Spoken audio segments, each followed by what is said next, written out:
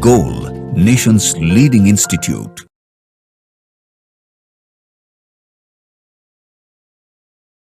Hello students, myself Chandan Kumar, Physics Faculty, Goal Institute. Today we will discuss solution of AITS Min Test which was held on 24th of December. तो चलिए start करते हैं question number 1 से. पहला section जो है अपना वो फिजिक्स का है. क्वेश्चन नंबर 1 से स्टार्ट करेंगे तो सवाल को पढ़ते हैं. If the wavelength of incident light falling on a photosensitive material decreases below the threshold wavelength, then क्या होगा. क्या बोल रहा है कि एक फोटोसेंसिटिव मटेरियल है, ठीक है, उस पे लाइट इंसिडेंट हो रहा है ना, लाइट इंसिडेंट हो रहा है, ठीक है. अगर इसका वेवलेंथ अगर डिक्रीज कर जाए, क्या हो जाए, वेवलेंथ जो है वो डिक्रीज हो जाए below threshold wavelength. Threshold wavelength किसको बोलते हैं? थ्रेशोल्ड वेवलेंथ बोलते हैं मिनिमम वेवलेंथ जिस पे इलेक्ट्रॉन इजेक्ट हो, है ना. तो चलिए रिलेशन देखते हैं क्या होता है. तो रिलेशन हमने पढ़ा था SC by lambda minus work function equal to EV0, where V0 is stopping potential. यहाँ पे ऑप्शन जो है वो स्टॉपिंग पोटेंशियल के टर्म्स में है, देखिएगा. तो photo electric current increases, stopping potential decreases, stopping potential remains constant, stopping potential increases. तो वेवलेंथ कम करोगे तो बेटा अगर लैम्डा को कम करोगे तो SC बाई लैम्डा बढ़ेगा, है ना. ये वाली वैल्यू क्या होगी, इंक्रीज होगी, है ना. तो SC बाई लैम्डा बढ़ेगा तो SC लैम्डा माइनस 5 बढ़ेगा, यानी कि आप यहाँ से V0 देख सकते हैं. ये हो जाएगा SC by lambda minus 5 upon E. अब ये वाली क्वांटिटी बढ़ रही है वेवलेंथ घटने से, तो V0 भी क्या होगा, इंक्रीज करेगा. तो सही ऑप्शन हो जाएगा क्वेश्चन नंबर 1 का first option, fourth option. Question number first का करेक्ट ऑप्शन है फोर्थ ऑप्शन. देखते हैं दूसरा सवाल.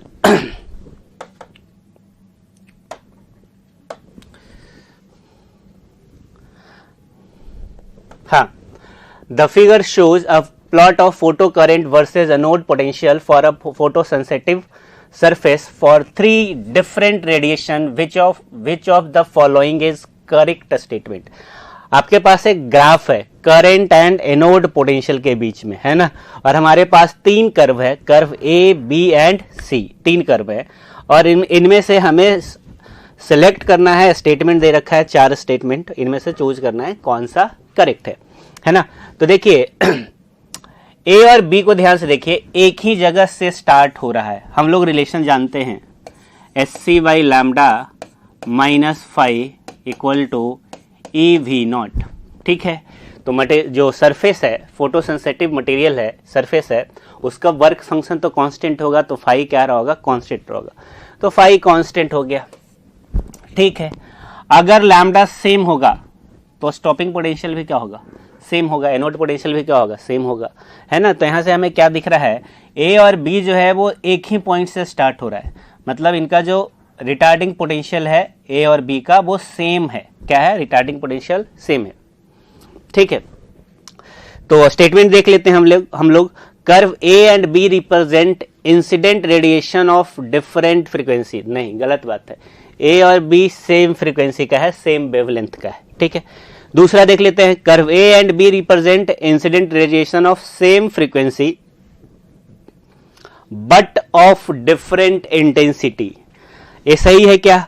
अब यहां पे बोला जा रहा है कि A और B जो है वो सेम फ्रीक्वेंसी को रिप्रेजेंट कर रहा है, लेकिन जो इंटेंसिटी है वो डिफरेंट है. तो इंटेंसिटी डिफरेंट है, वो कैसे पता चलेगा, वो पता चलेगा फोटो इलेक्ट्रिक करंट से, सैचुरेशन करंट से. आप देखेंगे तो B का जो सैचुरेशन करंट है वो ज्यादा है विद रिस्पेक्ट टू A से, है ना. A B का सैचुरेशन करंट है और A का सैचुरेशन करंट है. इसका मतलब B वाले का इंटेंसिटी ज्यादा रहा होगा. तो सही ऑप्शन हो जाएगा सेकेंड ऑप्शन. तो सही ऑप्शन हो गया सेकेंड ऑप्शन. क्लियर है. अब हम लोग चलेंगे अगले सवाल की तरफ. Question number 3. हाँ, when photons of energy H nu falls on an aluminum plate of work function E naught, photoelectrons of maximum kinetic energy K are ejected. If the frequency of radiation is tripled, the maximum kinetic energy of the ejected photoelectron will be. देखिए क्या बोल रहा है सवाल में, ध्यान से पढ़ते हैं इसको, तो ध्यान से पढ़ेंगे तो आपको क्या दिखेगा, क्या बोला जा रहा है कि फोटो सेंसिटिव सरफेस पे है ना एल्युमिनियम प्लेट है जिसके ऊपर लाइट फॉल कर रही है, जिसकी फ्रीक्वेंसी दे रखी है न्यू, है ना, और इसका जो वर्क फंक्शन है वो क्या है ई नॉट। तो पहला स्टेटमेंट पढ़ के जो हमें रिलेशन मिल रहा है आइंस्टाइन इक्वेशन लिखेंगे तो हो जाएगा h nu minus work function equal to kinetic energy maximum, यही होता है फॉर्मूला। तो यहाँ पे काइनेटिक एनर्जी क्या है, मैक्सिमम काइनेटिक एनर्जी है के। तो ये हो गया पहला इक्वेशन।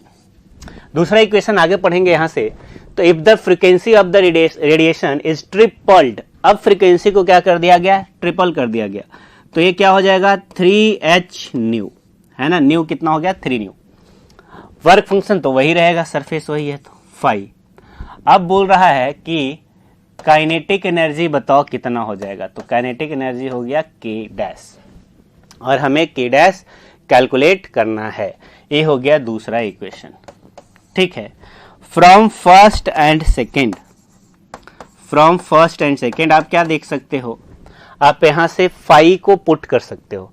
तो यहां से अगर फाई मैं पुट करूंगा तो ये हो जाएगा 3h न्यू तो है ही, माइनस फाई के जगह पे लिखूंगा बेटा h न्यू माइनस k, और इक्वल टू हो जाएगा k डैश, ठीक है। तो आप देखेंगे यहां से k डैश आ रहा है 3h nu minus h nu 2h nu plus k equal to k dash.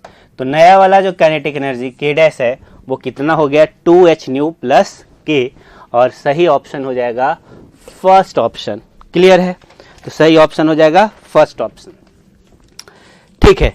तो फर्स्ट ऑप्शन हो गया। आगे चलेंगे क्वेश्चन नंबर 4 की तरफ, समझ गए होंगे। Question number 4,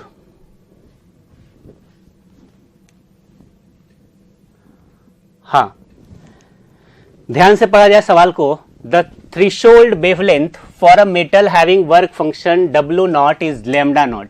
what is the threshold wavelength for a metal whose work function is 4W nought. ध्यान से पढ़िए क्या बोला जा रहा है कि जो थ्रेशोल्ड वेवलेंथ है ना, वो कितना है लैम्डा नॉट। इसका मतलब SC बाई लैम्डा नॉट किसके बराबर हो जाएगा W नॉट के। पहला स्टेटमेंट से तो यही हमें पता चल रहा है, ठीक है। आगे देखते हैं, what is the threshold wavelength for a metal whose work function is 4W not.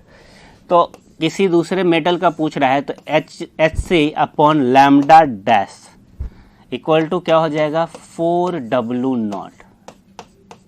दूसरा इक्वेशन क्या करेंगे बच्चे, क्या करेंगे हम लोग, यहाँ पे इन दोनों इक्वेशन को डिवाइड कर देते हैं। तो डिवाइड कर देंगे, फर्स्ट में डिवाइड कर देंगे सेकेंड से। ऐसा करने से हमें क्या मिलने वाला है, हमें मिलने वाला है lambda dash upon lambda nought equal to 1/4, और लैम्डा डैश जो हो जाएगा वो हो जाएगा लैम्डा नॉट बाई 4। तो ऑप्शन चूज कर लेते हैं, ऑप्शन हो जाएगा अपना फोर्थ ऑप्शन। क्लियर है, किसी तरह का कोई समस्या नहीं, बहुत आसान सवाल था। आगे देखेंगे, क्वेश्चन नंबर 4 हो चुका है, क्वेश्चन नंबर 5 देखेंगे। तो चलिए क्वेश्चन नंबर 5 देखेंगे। If the distance of 500 watt lamp is increased from a photo cell, the saturation current I in the photo cell varies with the distance d as, है ना। Saturation current पूछ रहा है, तो देखो बेटा सैचुरेशन करंट जो है वो इंटेंसिटी पे डिपेंड करता है। तो हम लोग क्या जानते हैं कि I जो सैचुरेशन करंट है वो डायरेक्टली प्रोपोर्शनल होता है इंटेंसिटी के, है ना। और इंटेंसिटी इनवर्सली प्रोपोर्शनल होता है बेटा डी स्क्वायर के, हम लोगों को पता है ना। तो सैचुरेशन करंट आई भी क्या हो जाएगा, आई भी हो जाएगा inversely proportional to d square, और इसका सही ऑप्शन हो जाएगा ऑप्शन नंबर 3 करेक्ट है। क्लियर है, बेसिक सा है, कोई बड़ा साइंस नहीं है इसके अंदर, इस सवाल के अंदर, है ना। सैचुरेशन करंट प्रोपोर्शनल होता है इंटेंसिटी के, इंटेंसिटी इनवर्सली प्रोपोर्शनल होता है डिस्टेंस के, तो सैचुरेशन करंट इनवर्सली प्रोपोर्शनल हो गया स्क्वायर ऑफ डिस्टेंस के। क्लियर है, तो ऑप्शन बन गया 3। आगे चलेंगे क्वेश्चन नंबर 6 के तरफ। तो आ जाइए क्वेश्चन नंबर 6 देखते हैं।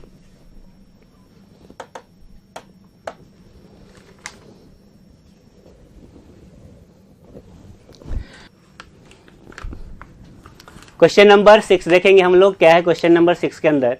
Radiation of wavelength lambda is incident on a photo cell, the fastest emitted electron has speed v, if wavelength is change to 2 λ/3 the speed of the fastest emitted electron will B.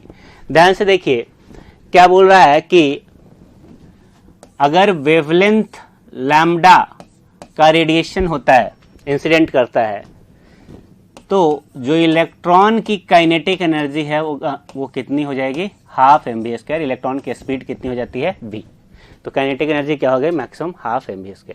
तो एक equation तो बेटा direct आप यहां से बना सकते हो। दूसरा बोल रहा है कि if the wavelength is changed to 2 λ/3, अब वेवलेंथ को बदल दोगे तो लैम्डा के जगह पे आएगा 2 λ/3, 3 आ जाएगा ऊपर, है ना, -5, ठीक है, इक्वल टू क्या हो जाएगा, हाफ m। अब चूंकि हमने रेडिएशन चेंज किया है, वेवलेंथ चेंज किया है, तो kinetic energy, maximum kinetic energy भी चेंज हो जाएगा। मान लेता हूं स्पीड हो गया v2, तो v2², ठीक, कोई दिक्कत नहीं, है ना। अब यहां से हम लोग क्या लिख सकते थे, आप ध्यान से देखिएगा, SC/λ को मैं लिख सकता था 5 + हाफ mv², है ना। तो देखिए, और इसको मैं पुट कर रहा हूं कहां पे, SC/λ के जगह पे, तो 3/2 SC/λ, ध्यान से देखिए, उसको मैं लिख रहा हूं 5 + half mv² -5 equal to half mv²। कोई दिक्कत नहीं, ठीक है जी। अब ये हो जाएगा 3/2 5 -5, 5/2 बच जाएगा इधर, ठीक है, plus 3/2 into half mv² is equal to half mv², है ना। तो जो फाइनल काइनेटिक एनर्जी है, ध्यान से देखिए, जो फाइनल काइनेटिक एनर्जी है वो इनिशियल वाले का 3/2 टाइम्स से ज्यादा है, प्लस समथिंग 5/2, है ना। तो मैं क्या बोल सकता हूं कि हाफ mv² जो है ये वाला, वो इससे बड़ा है, इतना तो बोल ही सकते हो ना, ग्रेटर देन 3/2 mv², ठीक है। तो हाफ m कट गया, 3/2 नहीं, सॉरी 3/4, तो इधर 2 बच गया। तो आप क्या देख रहे हैं कि v2² is greater than 3/2 v², तो v2 इज ग्रेटर देन 3/2 का power half into v। Option check कर लीजिए, और इसका करेक्ट ऑप्शन है 6 नंबर का second option, greater than v into 3/2 का पावर 1/2। क्लियर है बच्चे, किसी तरह का कोई डाउट है, नहीं है ना। यहाँ पे प्रॉब्लम अगर आपको लग रहा है तो थोड़ा सा फिर से एक बार रिपीट कर देता हूँ। क्या है, ये फाइनल काइनेटिक एनर्जी है, मैक्सिमम काइनेटिक एनर्जी, ये पहले वाले में एनर्जी था काइनेटिक एनर्जी, है ना, जिसका 3/2 टाइम्स है। तो this is equal to this plus 5/2। इसका मतलब क्या हुआ, केवल जो क्वांटिटी है वो इससे बड़ी है, वही लिखा है मैंने, ठीक है ना। तो क्वेश्चन नंबर 6 इस तरीके से कंप्लीट हुआ। आगे देखते हैं क्वेश्चन नंबर 7। तो चलिए क्वेश्चन नंबर 7 की तरफ।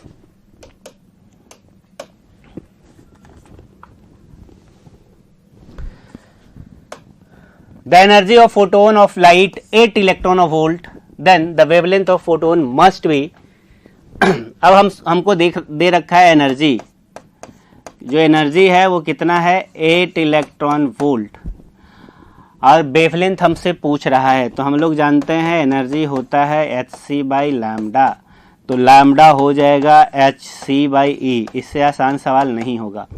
h का वैल्यू आपको पता है 6.6 इंटू 10⁻⁻34, c का वैल्यू पता है 3 इंटू 10⁻8, एनर्जी है 8 इलेक्ट्रॉन वोल्ट, तो इलेक्ट्रॉन वोल्ट को लिखेंगे 1.6 इंटू 10⁻19। और जब आप इसको सॉल्व करेंगे तो जो आएगा वो मैं बता देता हूँ। 7 नंबर का आएगा, ये आएगा 1554 एंगस्ट्रॉम, 1554 एंगस्ट्रॉम। क्लियर है बच्चे, है ना। फॉर्मूला बेस्ड सवाल था, इसमें कोई बड़ा फॉर्मूला नहीं लग रहा था, बेसिक फॉर्मूला लग रहा था एनर्जी ऑफ फोटोन का, है ना। क्या लग रहा था? एनर्जी ऑफ फोटोन का। आगे देखेंगे, अगले सवाल को देखेंगे। चलिए 8 number, monochromatic light of wavelength 660 nanometre is produced by a helium neon laser. The power emitted is 18 milliwatt. The number of photons arriving per second on the average at the target irradiated by this beam is, है ना। देखो जी, number of photons पर second पूछ रहा है, तो number of photons पर second अगर आपको निकालना है तो power upon energy of each photon हो जाएगा, है ना। तो पावर तो P हो गया, एनर्जी ऑफ ईच फोटोन लिखेंगे तो हो जाएगा hc बाई लैम्डा। पर सेकेंड की बात हो रही है ना, तो हो जाएगा P लैम्डा hc। पावर हमारे पास गिवन है, पावर कितना है 18 इंटू 10⁻³ मिलीवॉट है। लैम्डा 660 नैनोमीटर है। H का वैल्यू आपको पता है, C का वैल्यू आपको पता है ना। बाकी इसको सॉल्व कीजिए, और सॉल्व करेंगे तो आएगा 6 इंटू 10⁻16, 6 इंटू 10⁻16। क्लियर है? तो फर्स्ट ऑप्शन करेक्ट है। ठीक है जी, कोई प्रॉब्लम नहीं, है ना। नंबर ऑफ फोटोन पर सेकेंड इमिटेड क्या हो जाता है? पावर मतलब एनर्जी पर second upon energy of photon, एक फोटोन का एनर्जी, तो उससे आपको नंबर ऑफ फोटोन्स पर सेकेंड मिल जाएंगे। तो क्वेश्चन नंबर 8 हो चुका है, क्वेश्चन नंबर 9 की तरफ मूव करेंगे। Sorry, electron of mass m with d Broglie wavelength λ/2 falls on target in an X-ray tube. The cutoff wavelength λ0 of the emitted X-ray is। सवाल को ध्यान से पढ़िए, क्या बोला जा रहा है सवाल के अंदर कि एक इलेक्ट्रॉन है जिसका मास दे रखा है m, है ना, और इसका डी ब्रॉगली वेवलेंथ जो है वो λ/2 है ना, जो कि फॉल कर रहा है टारगेट पे एक्सरे ट्यूब के अंदर, और जो cut off wavelength of emitted X-ray है वो क्या है? वो है λ0। क्लियर है जी, है ना। तो इससे आप क्या कर सकते हैं? तो अगर मुझे वेवलेंथ डी ब्रॉगली वेवलेंथ पता है तो मैं मोमेंटम लिख सकता हूं इलेक्ट्रॉन का, और मोमेंटम क्या हो जाता है h/λ। तो h और लैम्डा के जगह पे हम लोग लिखेंगे λ/2, तो हो गया मोमेंटम P। किसका? ये हो गया इलेक्ट्रॉन का मोमेंटम। अब जब इलेक्ट्रॉन का मोमेंटम हमें पता चल गया तो जो काइनेटिक एनर्जी होगी, काइनेटिक एनर्जी क्या हो जाएगा जी? ये हो जाएगा P²/2m। तो इलेक्ट्रॉन का काइनेटिक एनर्जी अब हम लिख सकते हैं, और इलेक्ट्रॉन का काइनेटिक एनर्जी हो जाएगा 4h² अपॉन λ² और इंटू 2m, है ना। आप लिख सकते हैं 2h square m lambda square. बोलो बच्चे, ये हो गया काइनेटिक एनर्जी ऑफ फोटोन, है ना। हमसे पूछ रहा है कट ऑफ वेवलेंथ, तो यही काइनेटिक एनर्जी किसके फॉर्म में चेंज हो गया होगा, इलेक्ट्रोमैग्नेटिक रेडिएशन के फॉर्म में। तो इसको मैं लिख सकता हूं h c upon lambda nought, ठीक है। एच से एच कट गया, लैम्डा नॉट हमसे पूछ रहा है, तो लैम्डा नॉट हो जाएगा m c lambda square upon 2h, m c lambda square upon 2h।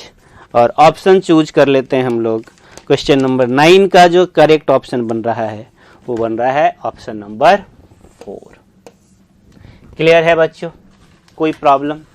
देखिए क्या बोल रहा था, एक्सरे ट्यूब, आप लोग एक्सरे का प्रोडक्शन पता होना चाहिए, है ना। एक कूलिज ट्यूब होता है, उसके अंदर एक टारगेट मटेरियल के ऊपर इलेक्ट्रॉन को बम्बार्ड किया जाता है, इलेक्ट्रॉन को, है ना। तो इलेक्ट्रॉन जब टकराता है किससे, टारगेट मटेरियल से, तो दो तरह के एक्सरे प्रोड्यूस होते हैं, एक को कॉन्टिन्यूस बोलते हैं और एक को कैरेक्टरिस्टिक एक्सरे बोलते हैं, ठीक है। तो इस प्रोसेस में क्या होता है, जो काइनेटिक एनर्जी है इलेक्ट्रॉन का वो कन्वर्ट हो जाता है इलेक्ट्रोमैग्नेटिक रेडिएशन में, जिसको बोलते हैं एक्सरे। तो हमने क्या किया, हमारे पास डी ब्रॉगली वेवलेंथ दे रखा था इलेक्ट्रॉन का और मास दे रखा था, तो हम मोमेंटम लिख सकते थे इलेक्ट्रॉन का।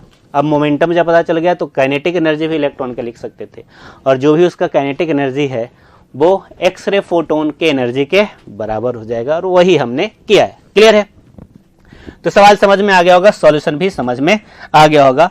अगले सवाल की तरफ मूव करेंगे, क्वेश्चन नंबर 10 की तरफ। तो आइए क्वेश्चन नंबर 10 देखते हैं।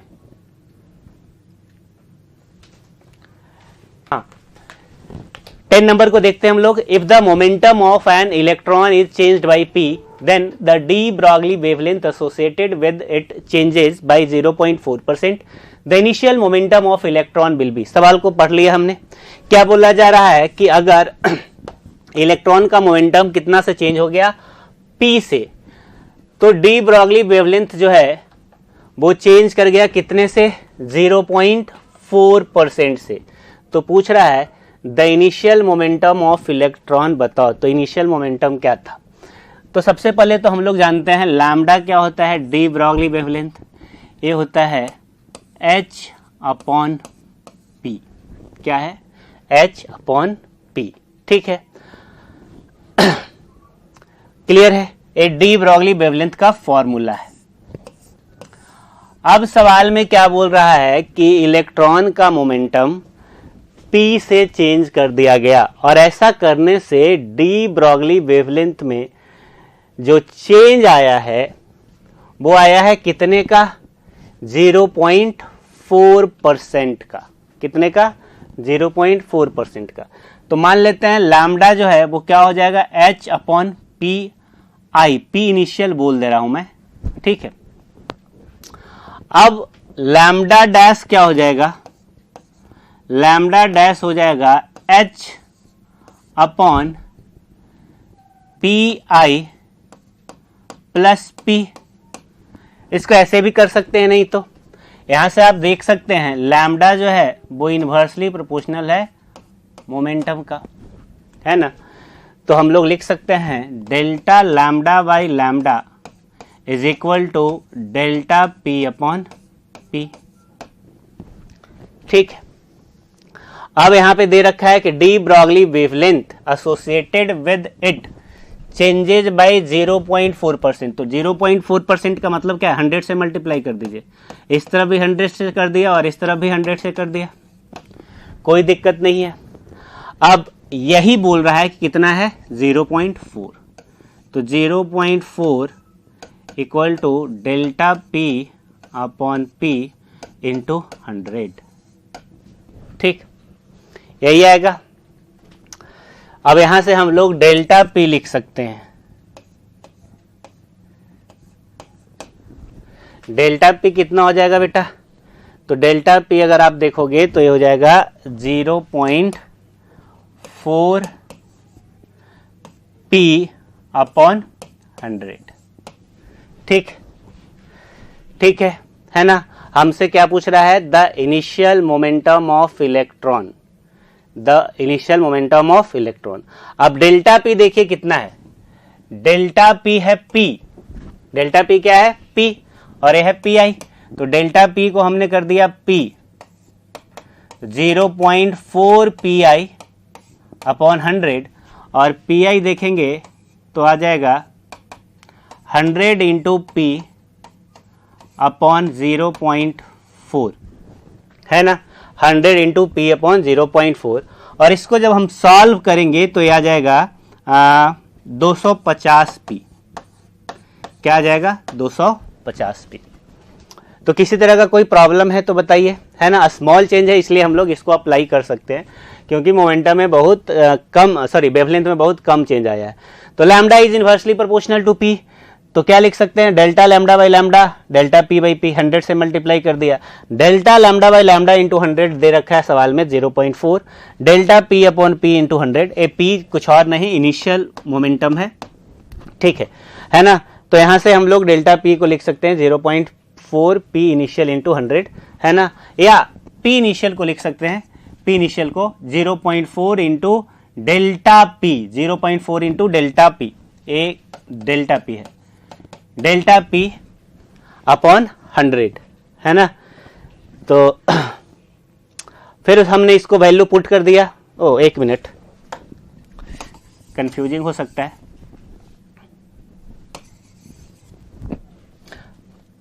हाँ, तो डेल्टा पी हमें पी इनिशियल लिखना था बेटा, पी इनिशियल क्या हो जाएगा 100 into delta P upon 0.4, 100 delta P सवाल में बोल रहा है पी, तो पी पुट कर दिया, 0.4 पुट कर दिया, कितना आया 250 पी, है ना, क्लियर है। तो किसी तरह का कोई समस्या नहीं, क्वेश्चन नंबर 10 हो गया। क्वेश्चन नंबर 11 देखेंगे हम लोग, चलिए।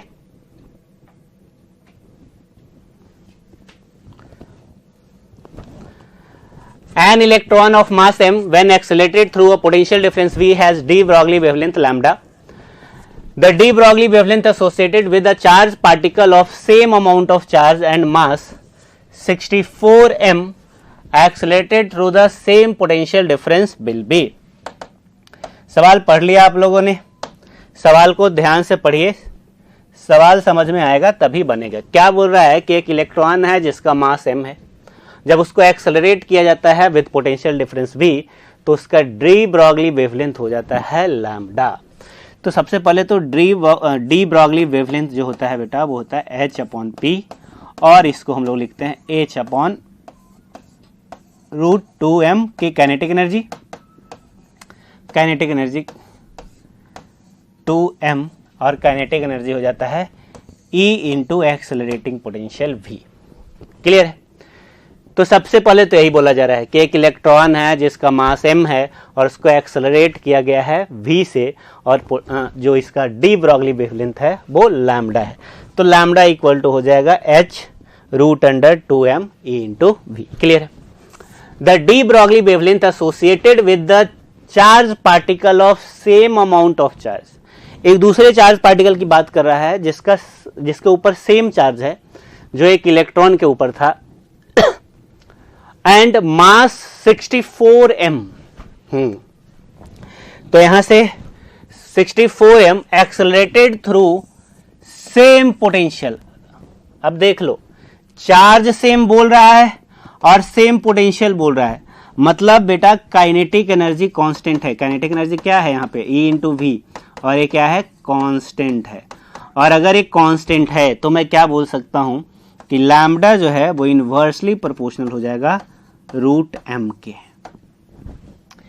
लैम्डा क्या हो जाएगा, इनवर्सली प्रोपोर्शनल हो जाएगा √m के, क्योंकि सवाल आप पूरा पढ़ेंगे तो आपको यही समझ में आएगा फाइनली कि जो काइनेटिक एनर्जी है चार्ज पार्टिकल का, चाहे इलेक्ट्रॉन का बोलो या फिर चार्ज पार्टिकल का बोलो, दोनों का सेम है, कांस्टेंट है। क्लियर है।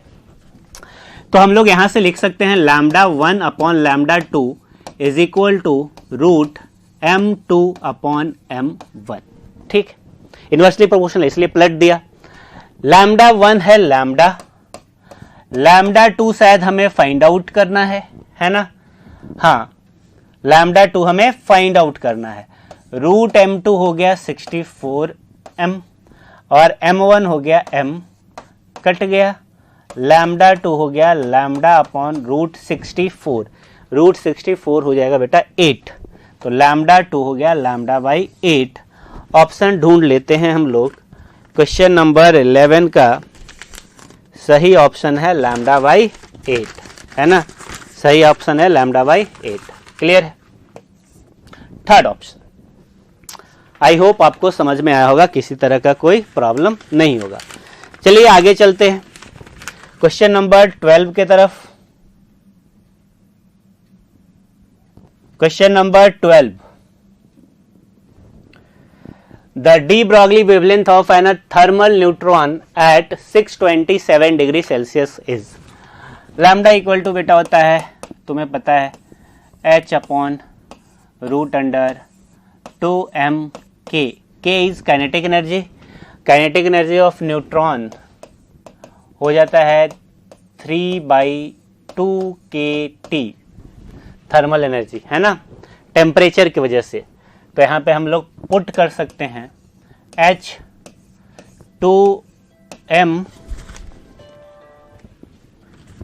2m और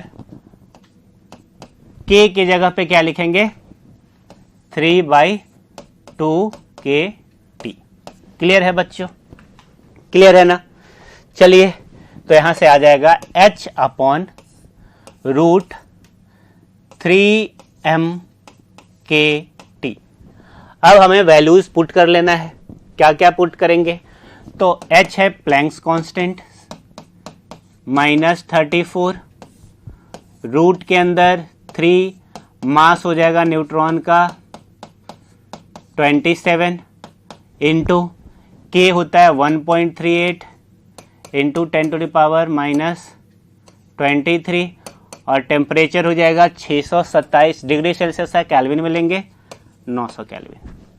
और जब इसको सॉल्व करेंगे, जब इसको सॉल्व करोगे बच्चे तो आएगा 0.84 एंगस्ट्रॉम और सही ऑप्शन बनेगा फर्स्ट ऑप्शन। क्लियर है, किसी तरह का कोई प्रॉब्लम नहीं है ना, किसी तरह का कोई समस्या नहीं। ऑप्शन हो जाएगा कौन सा, फर्स्ट नंबर। ठीक है, ठीक है, ओके। आगे चलेंगे क्वेश्चन नंबर 13 की तरफ। 12 समझ गए होंगे। क्वेश्चन नंबर 13,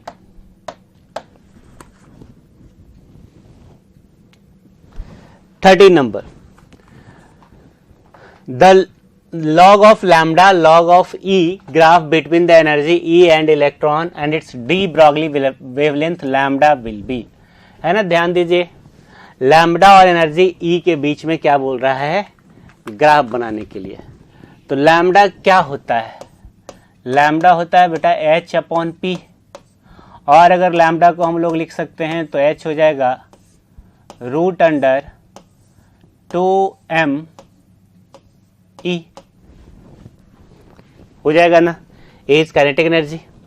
और लिख सकते हैं lambda is equal to h upon root 2m into E का पावर -1/2 होगा ना। अब ऐसा करते हैं, लॉग ले लेते हैं, टेकिंग लॉग बोथ साइड्स, दोनों तरफ लॉग ले लेते हैं। दोनों तरफ क्या करते हैं बच्चे, लॉग ले लेते हैं। जब हम लॉग लेंगे तो क्या हो जाएगा, देखिए ये हो जाएगा लॉग लैम्डा, ये हो जाएगा log h upon root 2m, अब प्लस लॉग हो जाएगा e का पावर -1/2, है ना। लॉग का प्रॉपर्टी अगर आप जानते हैं तो आपको ये समझ में आएगा कि -1/2 आगे आ जाएगा।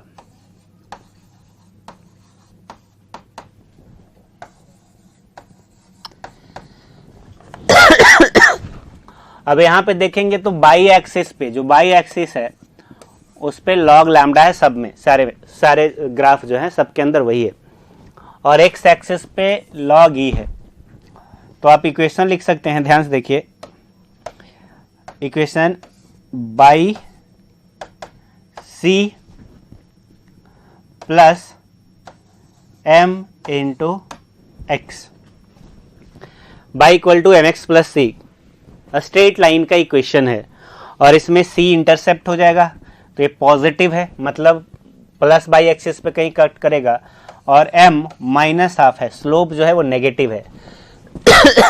तो स्लोप यहाँ पे नेगेटिव एक ही ऑप्शन में है, फोर्थ ऑप्शन, और इंटरसेप्ट पॉजिटिव है, देख सकते हैं आप। तो इसका 13 नंबर का जो सही ऑप्शन बन रहा है वो कौन सा बन रहा है, फोर्थ ऑप्शन। ऐसा ही पता चल गया डायरेक्ट, बाकी सबको ऑप्शन ही नहीं बन रहा है। क्यों नहीं बन रहा है, क्योंकि बाकी सब में स्लोप जो है वो पॉजिटिव है, लेकिन स्लोप क्या होना चाहिए, नेगेटिव होना चाहिए। तो क्लियर है, सॉल्यूशन समझ में आया होगा। आगे चलेंगे 14 नंबर की तरफ। सॉरी, हाँ, an electron of a stationary hydrogen atom passes from the 6th energy level to the ground level. The velocity that the atom acquires as a result of photon emission will be, क्या बोल रहा है, एक stationery hydrogen atom के अंदर 6th energy level से ground level में आता है कौन, एक electron. The velocity that the atom acquires as a result of photon emission, है ना, तो फोटोन इमिशन की वजह से।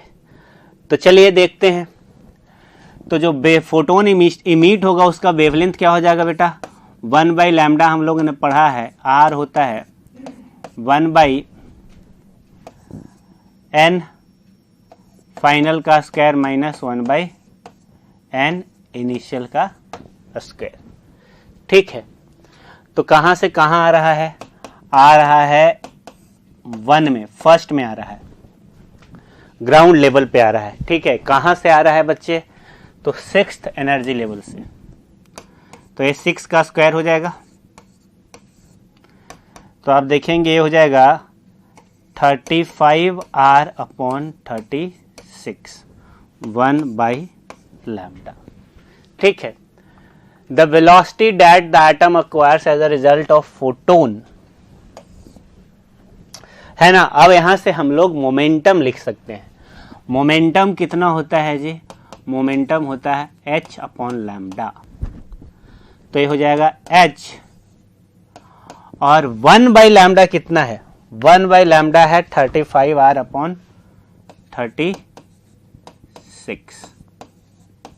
और मोमेंटम को क्या लिख सकते हो तुम, मास इंटू वेलोसिटी। क्या लिख सकते हो, mass into velocity.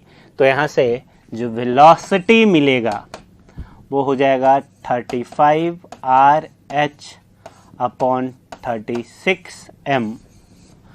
Option choose करेंगे, और इसका जो करेक्ट ऑप्शन बन रहा है वो बन रहा है second option, 35 RH upon 36 M। Clear है बच्चों, कहीं किसी तरह का डाउट नहीं रहा होगा, है ना। क्या बोला जा रहा है कि जब इलेक्ट्रॉन जंप कर रहा है 6th एनर्जी लेवल से ग्राउंड लेवल पे, तो फोटोन का इमिशन हो रहा है। तो इस फोटोन के इमिशन की वजह से जो हाइड्रोजन एटम है वो कितना वेलोसिटी एक्वायर करेगा।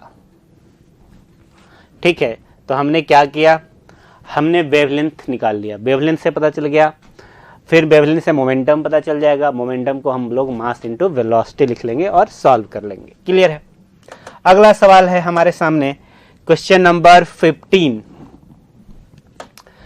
In the Rutherford scattering experiment, what will be the correct angle for alpha scattering for an impact parameter b equal to 0? हाँ, इसमें एक करेक्शन है बच्चे, है ना। करेक्शन ये है कि शायद ऑप्शन मैंने देखा था वो 3 दे रखा था 0 डिग्री, लेकिन ये गलत है, ये ऑप्शन नहीं होगा। इम्पैक्ट पैरामीटर मतलब कि बिल्कुल न्यूक्लियस के तरफ वेलोसिटी हो, है ना। तो इस केस में बिल्कुल न्यूक्लियस की तरफ जाके अल्फा पार्टिकल न्यूक्लियस से टकराता है तो आपको पता है वो रिवर्स कर जाता है ना, वापस पीछे आ जाता है। तो इस केस में जो स्कैटरिंग होगा वो 180 डिग्री पे होगा, है ना। तो इसका सही आंसर जो है वो है 180 डिग्री। ठीक है ठीक है, तो 180 डिग्री कर लीजिए इसको। तो 15 हो गया। क्वेश्चन नंबर 16 देखेंगे। हाँ, ground state energy of hydrogen atom is E naught, है ना। Hydrogen atom ground state energy का क्या फॉर्मूला है, ये है -13.6 Z square upon N square, है ना। अब ग्राउंड स्टेट है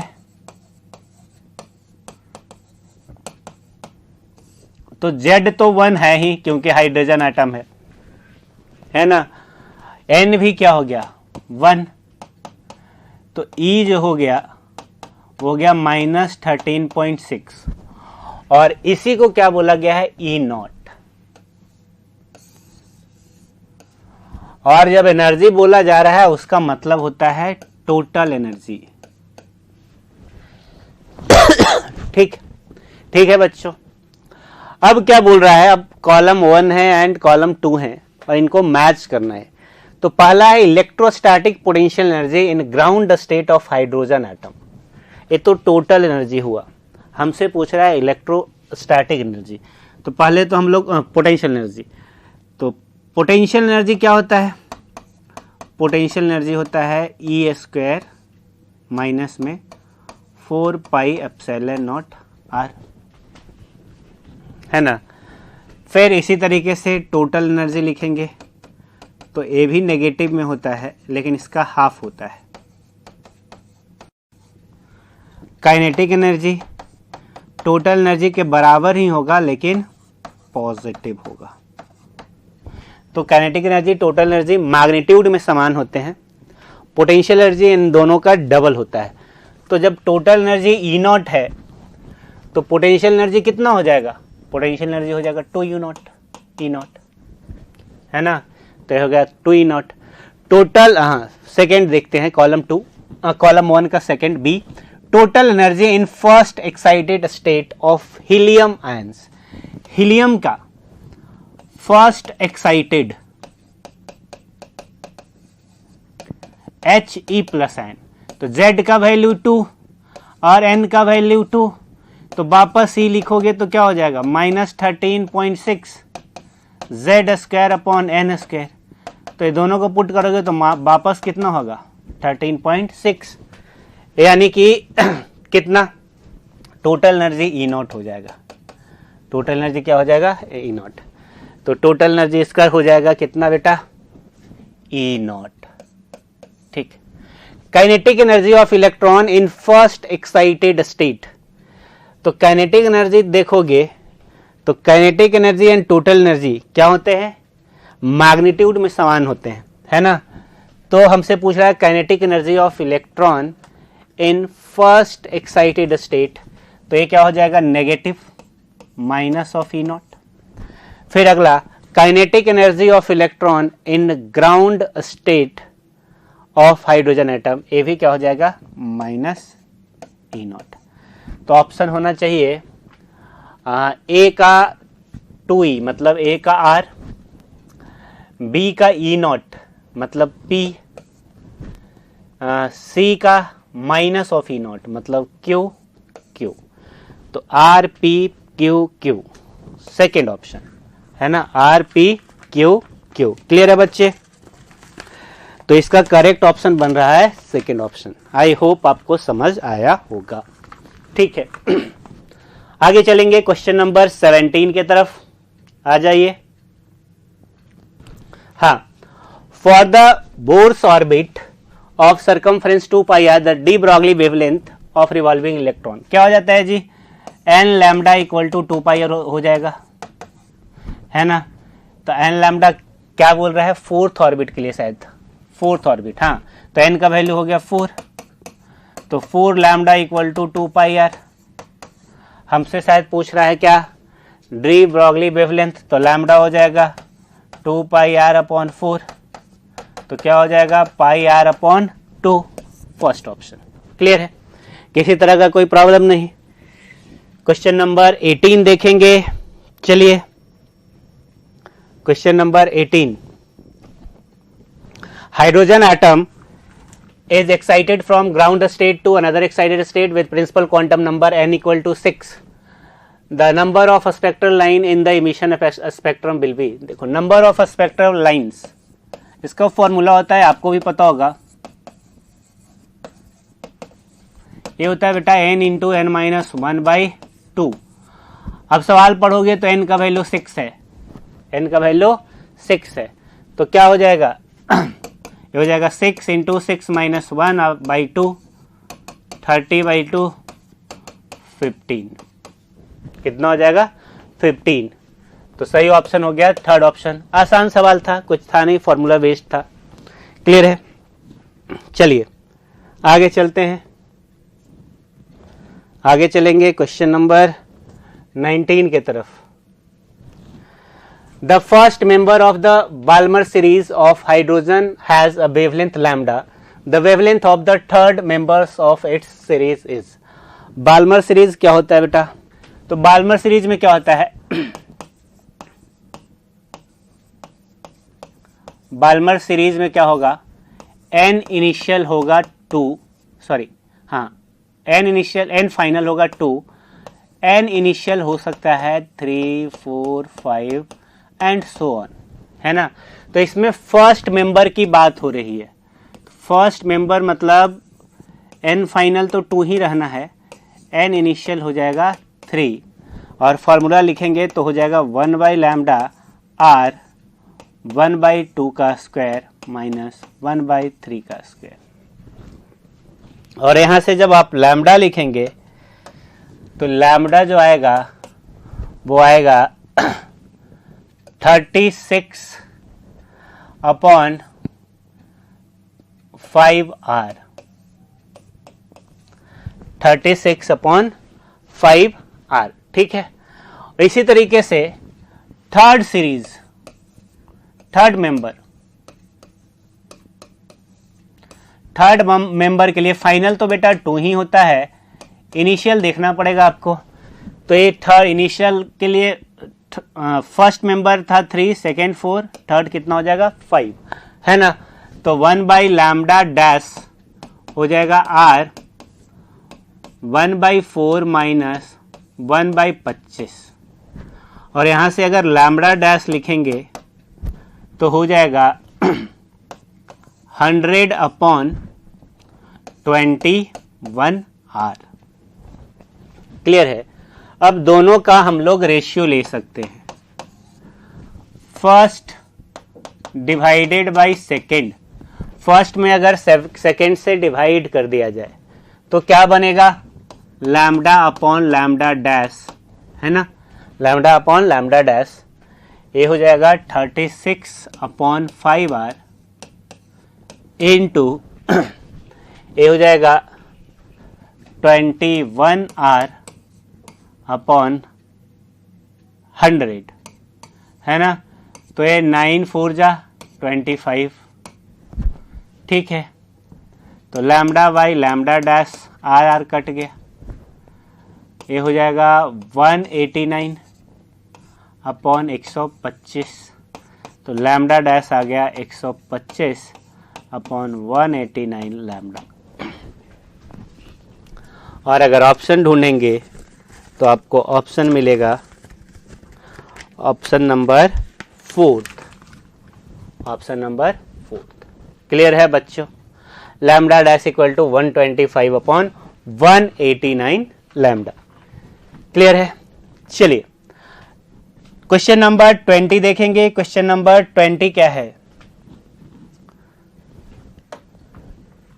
Angular momentum of single electron in any orbit of hydrogen type atom is independent of atomic number of the element. तो एंगुलर मोमेंटम क्या होता है जी?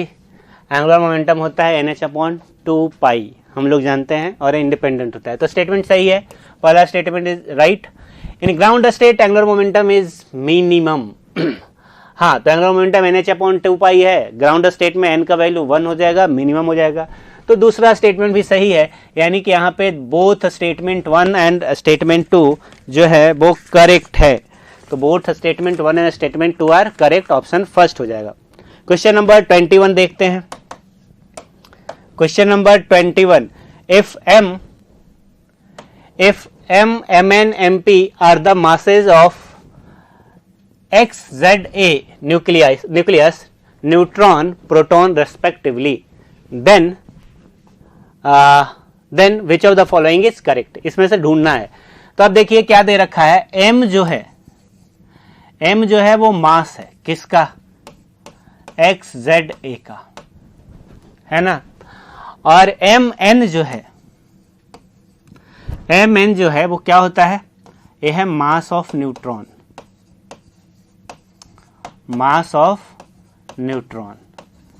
और mp जो है वो है मास ऑफ प्रोटॉन। अब देखो बच्चे, हम लोग जानते हैं कि जो थ्योरेटिकल मास है और जो एक्चुअल मास है उसमें डिफरेंस आता है, और इसी को हम लोग बोलते हैं मास डिफेक्ट। तो जो एक्चुअल मास है वो कैलकुलेटेड मास से, मतलब थ्योरेटिकल मास से हमेशा कम होता है।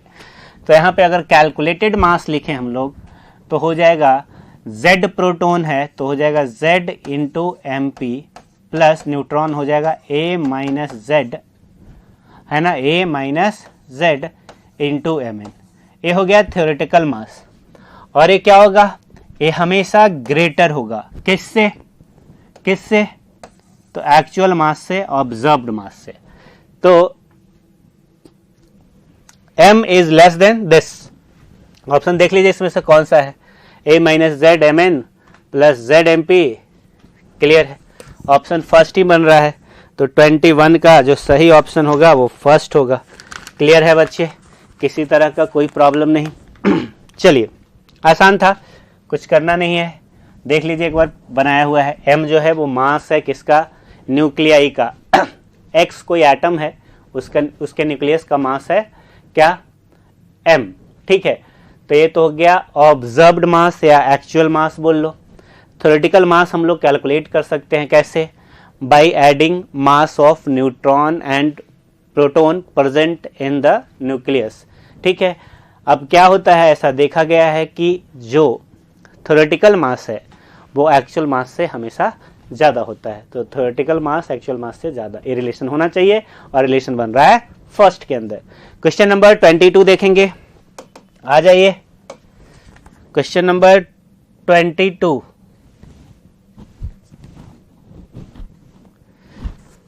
हाँ, fusion of nuclei is possible because the binding energy पर न्यूक्लियन इन देम।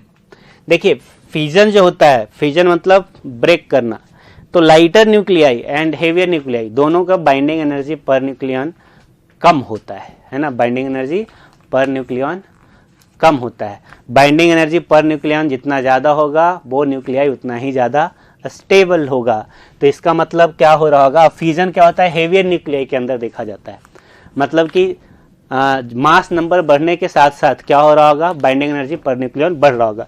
तो increases with mass number at high mass number, decreases with mass number at high mass number, increases with mass number at low mass number, decreases with mass number at low mass number. Okay, तो decreases with mass number at high mass number, second option बनेगा।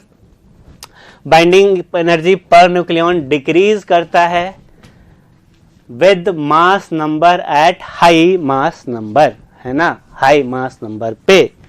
क्योंकि आप जब graph देखेंगे तो वो कुछ इस तरीके का होता है बाइंडिंग एनर्जी पर न्यूक्लियन का, है ना। तो पहले बढ़ता है फिर घटता है ऐसे। ठीक है, तो इसका सही ऑप्शन हो जाएगा 22 का सेकेंड ऑप्शन। तो 22 का हो गया 2। आ जाते हैं आगे 23 में। हाँ,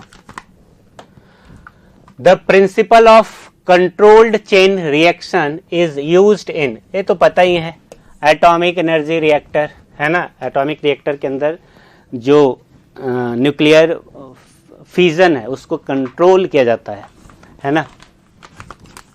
ठीक, क्वेश्चन नंबर 24, इसमें कुछ है नहीं कि मैं बताऊं, फैक्चुअल है, वो पता होना चाहिए आपको।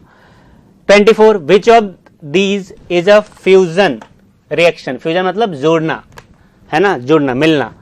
तो यहाँ पे आप देख सकते हैं पहला है, हाँ, दूसरा में तो अल्फा पार्टिकल इमिट हो रहा है, टूट रहा है, यहाँ पे भी क्या हो रहा है, बीटा पार्टिकल इमिट हो रहा है। तो सही ऑप्शन क्या हो जाएगा, फर्स्ट ऑप्शन है ना, fusion.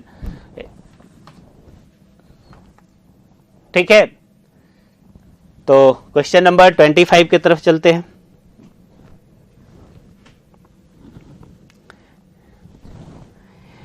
In fission reaction, uranium breaks into this. The binding energy per nucleon of X and Y is 8.6, whereas of uranium 236 is 7.5. The total energy liberated. तो डेल्टा ई हो जाएगा बेटा, है ना, डेल्टा ई हो जाएगा। देखो बाइंडिंग एनर्जी एक्स बाई का कितना है, तो x का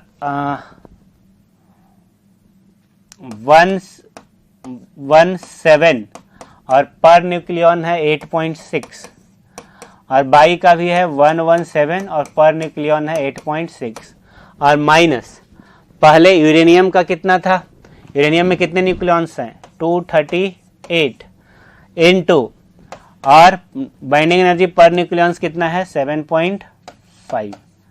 तो इसको सॉल्व करना पड़ेगा। अब इसको सॉल्व करता हूं तो ये हो जाएगा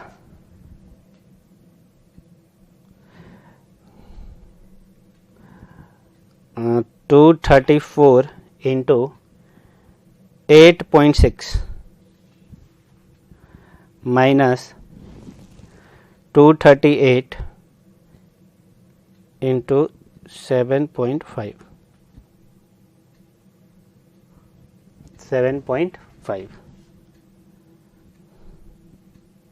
ये आ रहा है 242 के करीब, 242 के करीब। ठीक है, 242.4 आ रहा है समथिंग, है ना। तो सही ऑप्शन क्या बन जाएगा बेटा, फोर्थ ऑप्शन, है ना। बाइंडिंग एनर्जी माइनस करना है सिर्फ। ओके, आगे देखते हैं क्वेश्चन नंबर 26। क्वेश्चन नंबर 26 की तरफ चलेंगे। In a nuclear reactor uranium 235 undergoes fission releasing energy 200 mega electron volt per fission बोल रहा होगा। The reactor has 15% efficiency and the power produced is 6000 megawatt. If the reactor is to be function for 15 years, find the total mass of uranium required. हाँ, सबसे पहले तो क्या बोल रहा है कि जो रिएक्टर का इफिशियंसी है वो 15% है। तो इफिशियंसी क्या हो जाता है, आउटपुट पावर जो वो देगा अपॉन इनपुट पावर। तो हमें इनपुट चाहिए, है ना, हमें क्या चाहिए, इनपुट चाहिए। तो इफिशियंसी हो गया 15%, मतलब 0.15। आउटपुट कितना है, तो आउटपुट जो है वो है 6000 मेगावाट अपॉन इनपुट। तो इनपुट जो हो जाएगा 6000 मेगावाट अपॉन 0.15। ठीक है, ये हो जाएगा बेटा 4 इंटू 10⁴ मेगावाट, 4 इंटू 10⁴ मेगावाट। इसको सॉल्व करेंगे तो ये 100 पॉइंट हटाएंगे तो 100 आ जाएगा, 10⁵ हो जाएगा। तो ये 4 से कट जाएगा, 4 बच जाएगा। ठीक है, ओके, वेरी गुड। तो ये हो गया इनपुट पावर, इतना इनपुट पावर रिक्वायर्ड होगा। क्लियर है, ठीक है। अब बोल रहा है कि हर एक फ्यूजन पे, वॉट का मतलब होता है पर सेकेंड, तो अभी जो भी बात हो रही है वो जूल पर सेकेंड में हो रही है ना। तो नंबर ऑफ फ्यूजन, तो नंबर ऑफ फ्यूजन कितना हो जाएगा, तो नंबर ऑफ फ्यूजन हो जाएगा 4 इंटू 10⁴ मेगा होता है 10⁶, है ना। तो 4 और प्लस 6 10 हो जाएगा वॉट अपॉन, अब पर फ्यूजन कितना मिलता है जी, 200 मेगा इलेक्ट्रॉन वोल्ट। तो 200 इलेक्ट्रॉन हो जाएगा 1.6 into 10 to the power minus 19 और मेगा हो जाएगा 10 टू द पावर 6। तो ये हो गया नंबर ऑफ फ्यूजन। क्या हो गया, नंबर ऑफ फ्यूजन। क्लियर है। और ये हो गया नंबर ऑफ फ्यूजन। हमें क्या लिखना है, हमें लिखना है कि 15 साल के लिए कितना मास ऑफ यूरेनियम रिक्वायर्ड होगा। तो नंबर ऑफ फ्यूजन पर सेकेंड है, तो मास पर सेकेंड कितना हो जाएगा,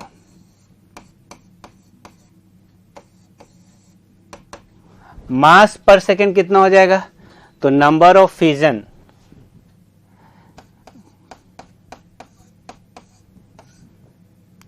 आ,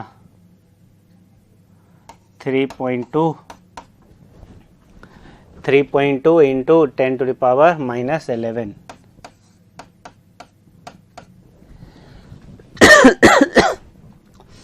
6 2 8 8 11, ठीक है।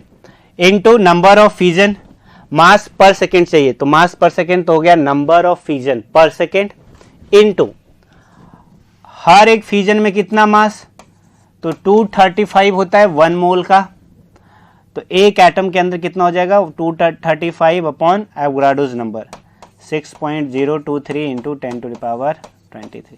बहुत ज़्यादा कैलकुलेटिव है और आपको करना पड़ेगा। तो मास पर सेकेंड हो गया बच्चे, मास पर सेकेंड है ना, मास पर ईयर लिखना है, नहीं मास इन 15 ईयर। तो बस अब टाइम से मल्टीप्लाई कर देना है, जो भी क्वांटिटी आई है ना, उस क्वांटिटी को यहां लिखेंगे, ठीक है, और मल्टीप्लाई कर देंगे कितना से 15 ईयर। तो 15 ईयर के अंदर एक साल में होता है 365 दिन, है ना, और 365 दिन और एक दिन में होता है 24 घंटा, 24 घंटा में 60 मिनट, 60 मिनट में 60 सेकंड। इतना कुछ करना पड़ेगा और जो आएगा वो मैं आपको बता देता हूँ, है ना, वो आपको मैं बता देता हूँ वो कितना आएगा, वो आएगा 2.3 इंटू 10 टू द पावर 5। कितना आएगा 2.3 इंटू 10 टू द पावर 5। अब ये तो सॉल्व करना पड़ेगा थोड़ा कैलकुलेटिव है लेकिन करना पड़ेगा, कोई उपाय है नहीं, है ना। तो क्या किया वो आप समझ लीजिए, वो इंपॉर्टेंट है। तो पहले तो हमने देख लिया कि अगर मुझे आउटपुट 6000 मेगावाट का चाहिए तो मुझे इनपुट कितना देना पड़ेगा, क्योंकि उसका इफिशिएंसी 100% है नहीं, 15% है। तो हमने देख लिया इनपुट इतना चाहिए। अब इतना इनपुट के लिए नंबर ऑफ फ्यूजन कितना चाहिए पर सेकेंड कितना यूरेनियम ब्रेक होना चाहिए, है ना। तो वो हमने देख लिया नंबर ऑफ फ्यूजन्स। अब नंबर ऑफ फ्यूजन्स पता चल गया, हर एक फ्यूजन में एक एटम और एक एटम का मास कितना 10, है ना, और नंबर ऑफ फ्यूजन से मल्टीप्लाई कर दिया तो पर सेकेंड इतना मास रिक्वायर्ड होगा, है ना। अब 15 साल में जितना भी सेकंड होता है, 15 साल में इतने सेकंड्स हो जाएंगे, उनको मल्टीप्लाई कर दिया इससे, तो हमें टोटल मास रिक्वायर्ड मिल गया। क्लियर है बच्चों, किसी तरह का कोई प्रॉब्लम नहीं। आगे चलते हैं, चलिए अगला सवाल होगा अपना 27।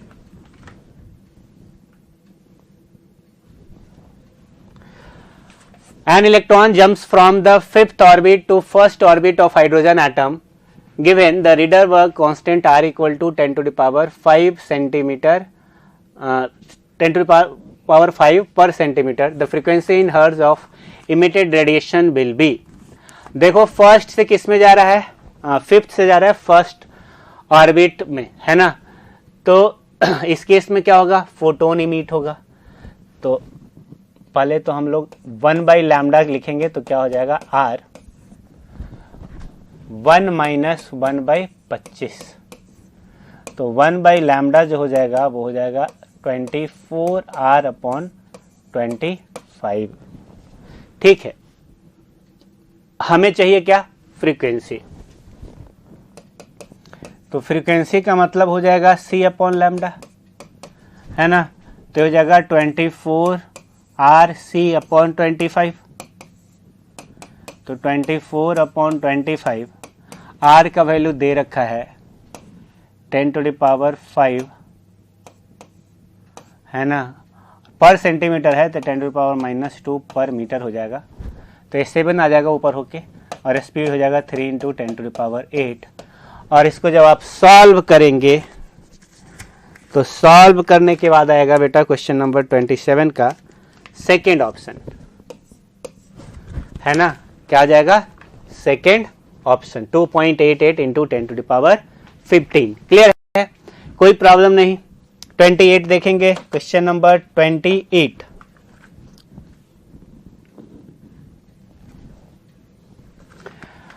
If the kinetic energy of particle is increased by 25 times, the percentage change in the de Broglie wavelength of the particle is। ध्यान से देखिए क्या बोला जा रहा है कि अगर काइनेटिक एनर्जी पार्टिकल का 25 टाइम्स कर दिया जाए तो percentage change in the de Broglie wavelength क्या होगा, कितना से चेंज कर जाएगा। तो चलिए देखते हैं। लैम्डा इक्वल टू क्या होता है? लैम्डा इक्वल टू होता है h अपॉन 2m_k। ठीक, ये तो पहले लैम्डा हो गया। अब क्या किया गया? काइनेटिक एनर्जी को बढ़ा दिया गया। कितना कर दिया गया? 25 टाइम्स। ठीक, तो इसको बेटा बोल देते हैं लैम्डा नॉट। अब लैम्डा जो है h अपॉन 2m, और यहाँ पे आ जाएगा 25k, क्योंकि काइनेटिक एनर्जी क्या हो गया है? 25 टाइम्स। कोई प्रॉब्लम नहीं, है ना। अब यहाँ से आप इसको ऐसे लिख सकते हो h अपॉन √2mk, और 25 से बाहर आ जाएगा 5। तो आप देखेंगे कि ये क्या हो गया। ये देखो ध्यान से, यही तो है लैम्डा नॉट। तो जो लैम्डा हो गया वो क्या हो गया? Lambda not by 5। और बोल सकते हो 0.2 लैम्डा नॉट, है ना। हमसे परसेंटेज चेंज पूछ रहा था, मतलब delta lambda upon lambda into 100 पूछ रहा है। तो डेल्टा लैम्डा कितना हो गया? तो lambda minus 0.2 lambda naught upon lambda not into 100, ये आ जाएगा 80%। कितना आ जाएगा? 80%। कहीं कोई डाउट नहीं होगा बच्चे, पूरा कहानी समझ में आया होगा आपको, है ना। पहले लैम्डा नॉट लिख दिया, फिर हमने लैम्डा लिखा, काइनेटिक एनर्जी को 25 टाइम्स कर दिया, 25 से 5 बाहर आ गया स्क्वायर रूट से, तो ये क्या बच गया? ये तो लैम्डा नॉट था ही पहले, तो इसको लैम्डा नॉट बाई 5 बोल सकते हैं। ऐसे भी देख सकते हो, पहले लैम्डा नॉट था, बाद में 0.2 लैम्डा नॉट हो गया, तो कितना से डिक्रीज कर गया? 0.8 लैम्डा नॉट से, जो कि क्या होगा? 80% ऑफ लैम्डा नॉट, है ना। तो आंसर हो गया लैम्डा नॉट। क्लियर है? क्वेश्चन नंबर 29 देखेंगे। In the circuit shown in figure, the supply has a constant RMS value V but variable frequency F. The frequency at which the voltage drop across R is maximum. R के cross maximum होगा at resonance पे, क्योंकि resonance पे current क्या हो जाता है? Maximum. तो हमें रेजोनेंस फ्रीक्वेंसी एक्चुअली में लिखना है। तो रेजोनेंस फ्रीक्वेंसी होता है 1/2π√LC, है ना। तो चलो 1/2π√L, L हो जाएगा 1/2π, ठीक है। और सॉरी C हो जाएगा 1/2π, माइक्रोफैराड है, 10⁻⁻6, और इंटू ये हो जाएगा 1/8π, ठीक। तो आप देखेंगे 1/2π, 8 दूना 16, 4π बाहर आ जाएगा, रूट में रह जाएगा 10⁻⁻6, तो 2 ऊपर आ गया, 2/10⁻⁻3, 2000 हर्ट्ज, है ना। तो सही ऑप्शन बन जाएगा बेटा 29 का थर्ड ऑप्शन 2000 हर्ट्ज। क्लियर है बच्चे, किसी तरह का कोई डाउट नहीं होना चाहिए। रेजोनेंस फ्रीक्वेंसी हमने लिखा है क्योंकि मुझे पता है कि रेजोनेंस फ्रीक्वेंसी पर ही करंट मैक्सिमम होता है, और करंट मैक्सिमम होगा तो जो पोटेंशियल ड्रॉप अक्रॉस रेजिस्टेंस है वो भी मैक्सिमम होगा। क्लियर है, 29 हो गया। 30 नंबर देखते हैं।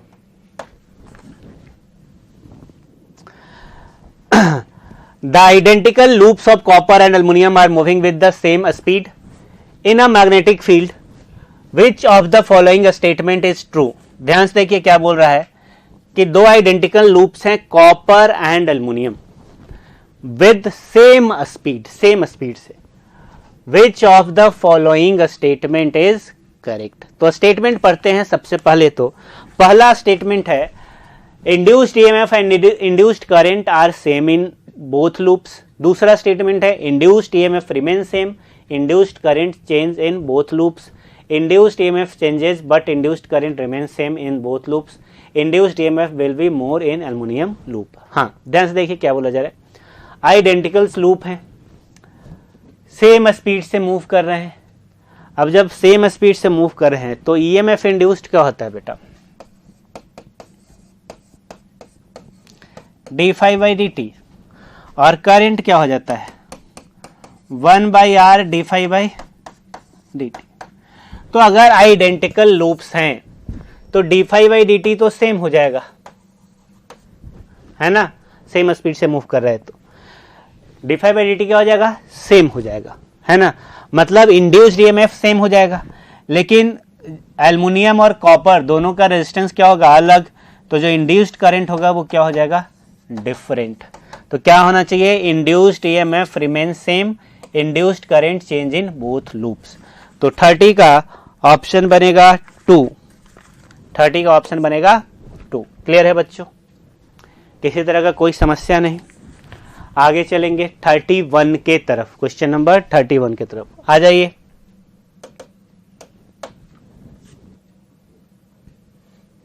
हाँ, white light is incident on a interface of glass and air. देख लीजिए, इस तरफ ग्लास है, इस तरफ एयर है। व्हाइट लाइट ऐसे इंसिडेंट हो रहा है, shown in the figure. If green light is just totally internally reflected, then emerging ray in air contains. ध्यान से देखिए, यहां से व्हाइट लाइट जा रही है और इसमें से जो ग्रीन है ना, उसका जो एंगल ऑफ रिफ्रैक्शन है आप देखेंगे तो वो 90 डिग्री है। मतलब इससे ज्यादा, इसके आगे जो भी लाइट होगी वो क्या हो गई होगी?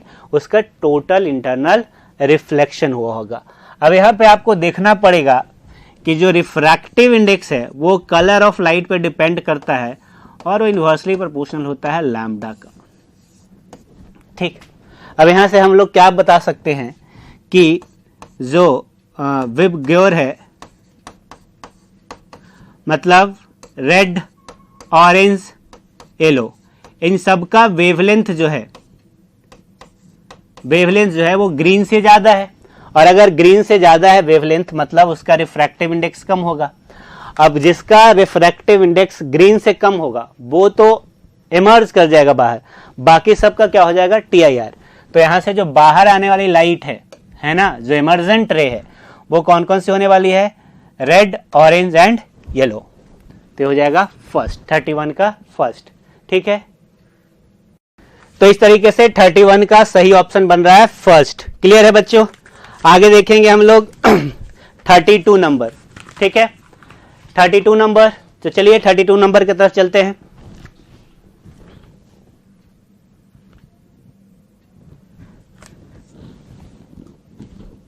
हाँ, सवाल में क्या बोला जा रहा है? In Young's double slit experiment the ratio of maximum and minimum intensity in the fringe system is 16:1। The ratio of amplitude of coherent sources. हाँ, आपको पता होना चाहिए इंटेंसिटी जो है वो स्क्वायर ऑफ एम्पलीट्यूड के प्रोपोर्शनल होता है।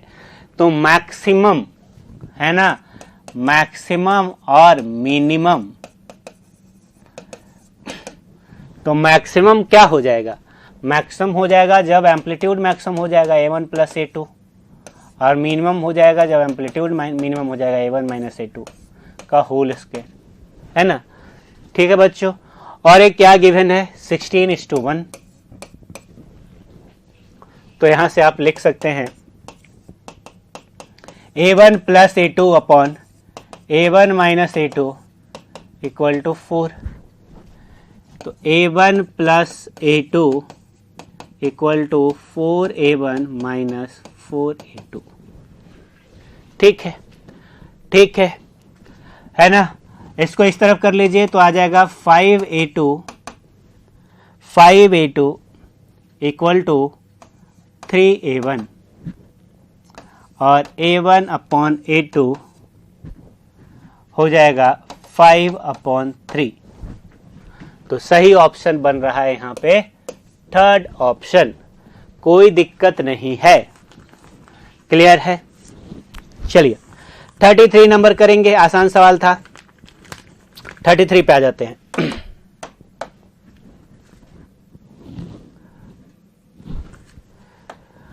The magnetic field B due to current carrying circular loop of radius 4 cm at its center is 3 into 10 to the power minus 5. Magnetic field at center दे रखा है बेटा 3 into 10 to the power minus 5। ठीक है। Find the magnetic field due to this loop at point on the axis. Axis पे निकालना है। ठीक है। क्या क्या गिवन है? गिवन है बच्चे R जो कि है 4 सेंटीमीटर और x जो कि है 3 सेंटीमीटर। x आपको पता है एक्सिस पे जैसे लूप है ना, तो यहां से x डिस्टेंस पे इधर कहीं एक्सिस पे पूछ रहा है। ठीक है, तो सबसे पहले तो फॉर्मूला लिखते हैं। एक्सिस का क्या होता है? एक्सिस का होता है mu naught I R square upon 2r square plus x square का पावर 3/2। और आपको सेंटर पे क्या होता है? तो होता है म्यू नॉट आई अपॉन 2r। ठीक, अब इन दोनों का रेशियो ले लीजिए, इन दोनों का रेशियो ले लेते हैं। तो B axis upon B centre, ये हो जाएगा R Q, mu naught I cut जाएगा, हो जाएगा R square plus x square का पावर 3/2। क्या हो जाएगा? R square plus x square का पावर 3/2। ठीक है, ओके। अब बी एक्सिस हो जाएगा, एक्सिस पे लिखना था हम लोग लिख सकते हैं, तो R Q upon R square plus x square का पावर 3/2 इंटू सेंटर। तो आर क्यू कितना हो जाएगा? तो आर दे रखा है बेटा 4, तो 4 का cube, R square plus x square करोगे तो 4 स्क्वायर प्लस 3 स्क्वायर हो जाएगा 25 का पावर 3/2 और इंटू बी सी। सॉल्व कर लो, ये हो जाएगा 64, है ना। 4 का क्यूब कितना हो जाएगा? 64, और 25 को क्यूब करोगे और फिर रूट करोगे तो हो जाएगा 125, और 125 और बी सी कितना है? 3 इंटू 10 टू द पावर -5, है ना। और इसको बच्चे सॉल्व करोगे तो आएगा 1.5 इंटू 10 टू द पावर -5, ये आ जाएगा। ठीक है, इसको सॉल्व करेंगे तो क्या आ जाएगा? 1.5 into 10 to the power -5। Clear है। चलिए, तो ये हो गया 33 नंबर। आई होप आपको समझ में आया होगा। आगे देखेंगे क्वेश्चन नंबर 34। तो आ जाइए 34 पे।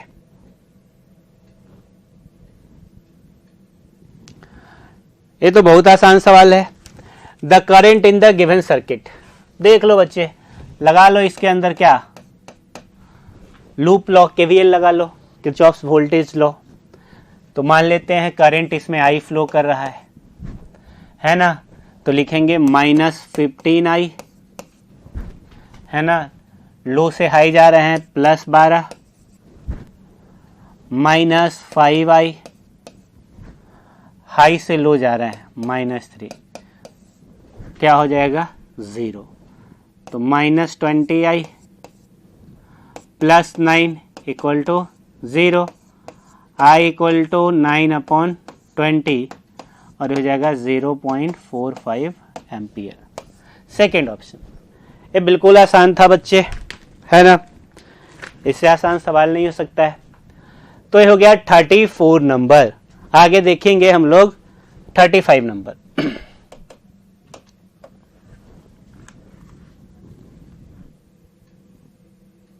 35 नंबर देखिए, 4 capacitors are connected in a circuit as shown in figure. The effective capacitance between point A and B, A और B के बीच में। अब देखो इसको रीड्रॉ कर देता हूं मैं, ऐसे आपको शायद पता नहीं चले। देखो बच्चे, A है पॉइंट A और A भी है पॉइंट A, क्योंकि वायर से कनेक्टेड है, सेम पोटेंशियल पे है। सेम पोटेंशियल वाले पॉइंट्स को हम लोग एक ही पॉइंट मानते हैं। तो मैं अगर इसको रीड्रॉ करूं, और एक तो ये हो गया यहाँ से यहाँ तक A ही है, ये B हो गया, एक तीसरा पॉइंट है C। तो मैं फिर से ड्रॉ करता हूं, एक A है, एक B है और एक C है ना। तो देखो 3 माइक्रोफैराड है A एंड C के बीच में, ठीक, क्लियर है। अब ध्यान से इधर से देखो, ए भी पॉइंट ए ही है, ए और सी के बीच में एक दूसरा 3 माइक्रोफैराड है,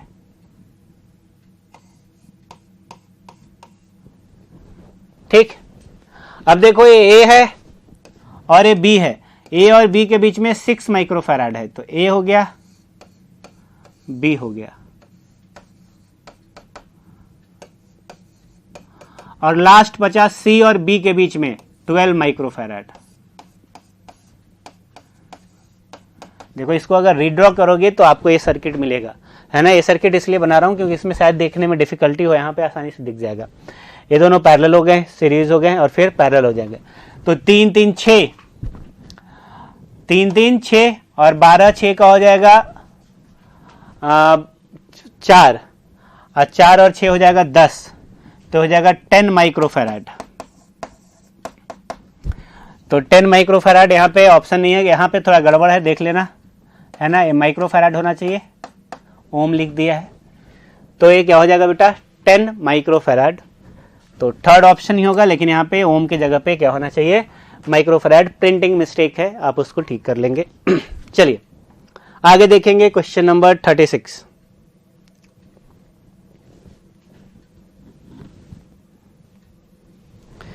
36। At same temperature and pressure, equal volume of all gases contains equal number of molecules. सही है। Reason, in 6.4 liter at NTP total number of molecules is 0.62 into 10। नहीं, ये तो एवोगाड्रो नंबर है ना, तो एवोगाड्रो नंबर ऑफ मॉलिक्यूल्स का NTP पे जो वॉल्यूम होता है वो होता है 20.4 लीटर। तो दूसरा स्टेटमेंट गलत है, पहला स्टेटमेंट सही है। तो if assertion is correct but reason is incorrect. तो 36 का हो जाएगा बच्चे 3 नंबर। 36 का क्या हो जाएगा, 3 नंबर। तो चलिए आगे चलते हैं 37 के तरफ।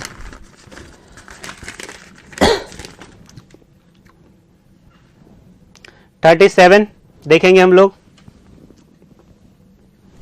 हाँ, maximum value of frictional force is called limiting frictional force. आपको पता है ना, तो ये सब बताने वाली कोई बात है नहीं। तो 37 भी हो गया, है ना, 37 भी हो गया। 38 देखेंगे हम लोग।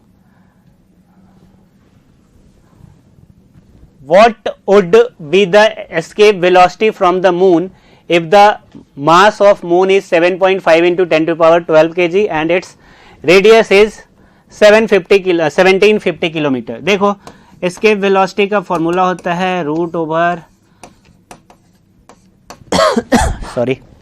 Root 2gm upon R. G का वैल्यू आप पुट कर सकते हैं,